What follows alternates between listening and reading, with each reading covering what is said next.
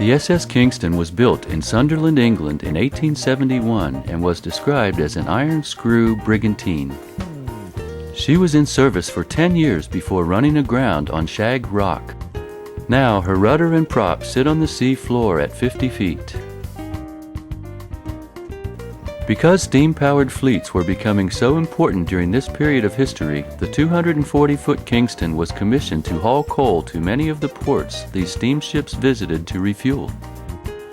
After taking a day to clear the Suez Canal from the Mediterranean, Captain Thomas Cousins settled in to negotiate the narrow waters of the Straits of Suez.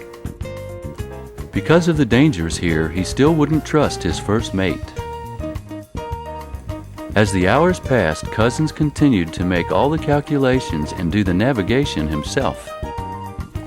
In addition, he failed to ask any of his officers to double-check his calculations or their current bearings.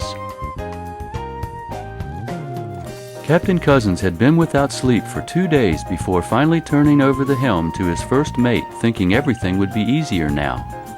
Unfortunately, Cousins had steered the Kingston much further to the east than he expected, and shortly thereafter the Kingston ran head-on into a reef.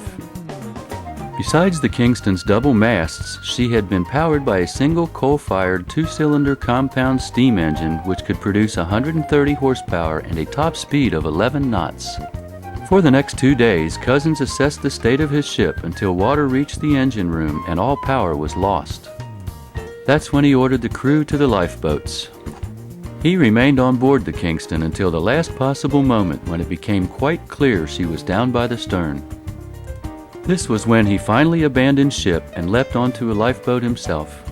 As he turned back, all he could do was watch as her stern gracefully slid to the sea floor where it rests upright today. The crew tied their boats to the masts that were still above the surface until they were rescued 2 hours later. An Egyptian salvage tug also showed up, but realizing the ship had already sunk, no salvage was made. Having been here for over 130 years, the Kingston is inundated with a large variety of marine life and splendid colors that keep divers interested in all she has to offer.